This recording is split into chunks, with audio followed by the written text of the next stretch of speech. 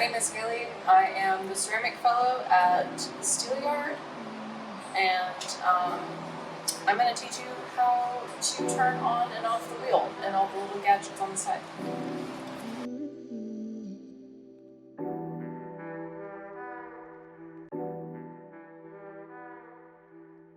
So first and foremost, right now this wheel is not on. You're always going to make sure that the foot pedal is in the complete off position. It's very much like driving a car, so your heel, when on the pedal, should be all the way to the ground almost.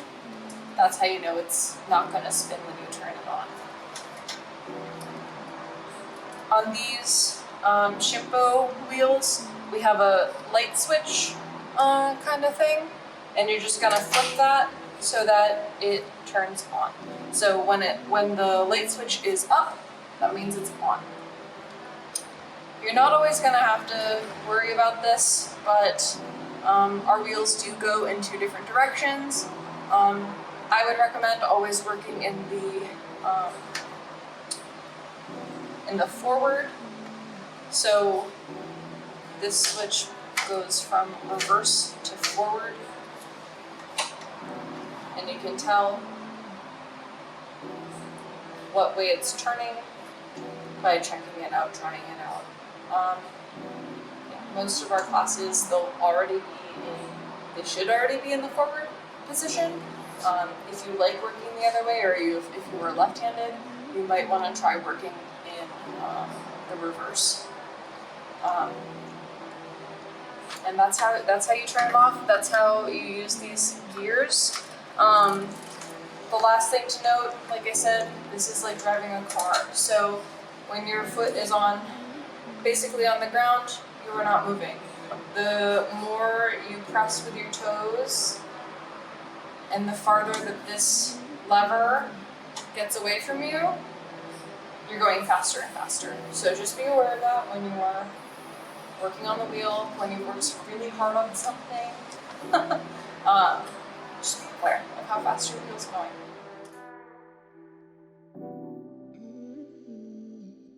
So to clean the wheel, before you actually bring anything to the sink in the first wash station, you're going to wash all of your tools at your station first. So I have some tools, they were put away kind of nasty looking, and so I'm just going to take my throwing sponge and kind of wipe them down a little bit.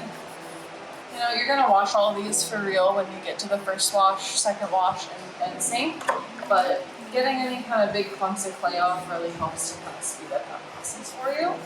So these are all clean and ready to go to the first wash. From there, you're going to make sure that your bats are pretty clean. This one was also kind of left junky, so I'm going to show you how to do that. You know, make sure that nothing is impeding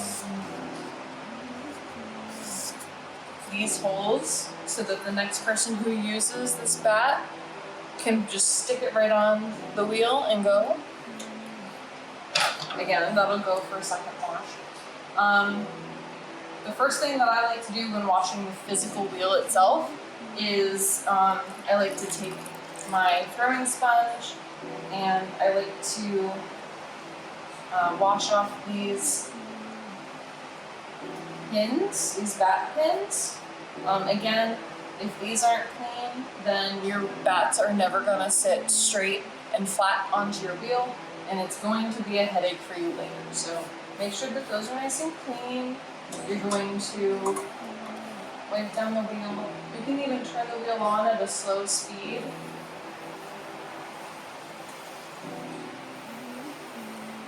Clean up like that. So that's the wheel head. When it comes time, you know, when you're a newer thrower, you might have a lot of liquid in this bottom tray. Even if you're not and you're working really, really big, I would recommend taking like one of the bigger sponges that we have, that we use to wash the tables with, and you can kind of, you know, kind of just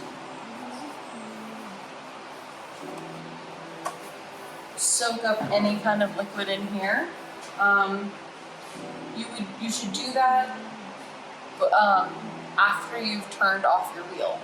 Don't put your fingers in here unless you are absolutely sure that your wheel is turned off and that your foot is not on the pedal. I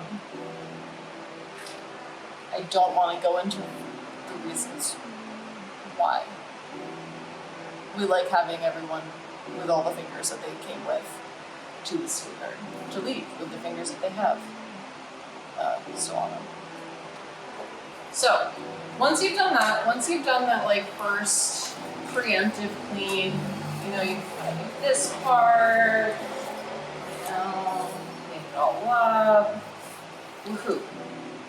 So once you've gotten as much water out of it as you can, these Shimpo wheels have two clasps inside. They look like this. You're gonna pull these off and you're gonna set them aside. Sometimes I like to put them in my bucket so that I know that they need to be washed. From there, this part will slide from underneath. I like to tip it towards me so that any extra liquid falls here and there's no puddle by your feet. And then the same with this piece. So I like to kind of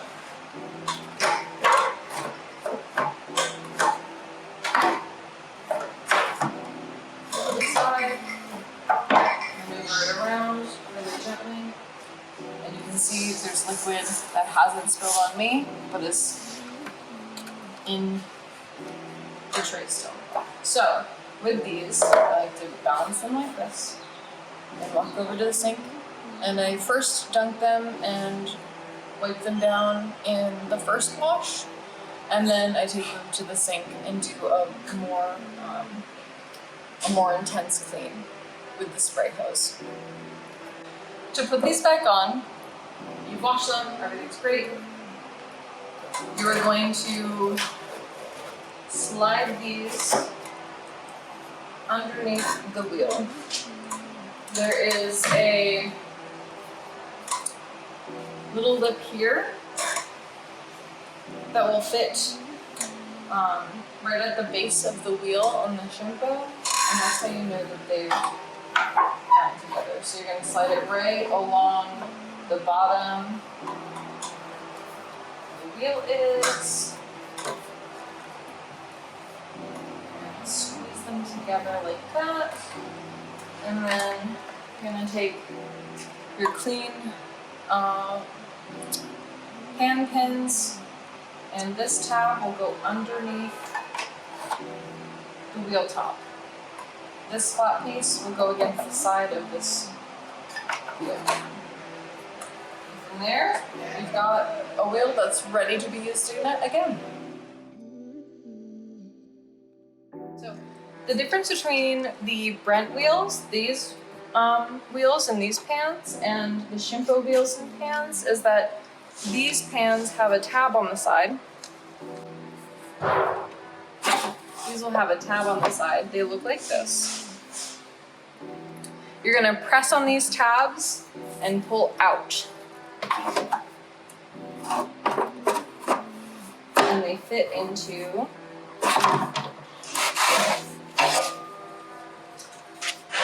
these little circles here. So when they match up underneath the wheel, they link up like that. I don't know if you can see that. That's the only difference.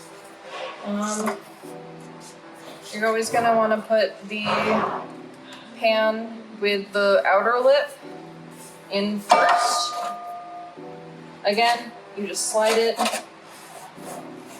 and kind of wedge it under there. And then you take this piece.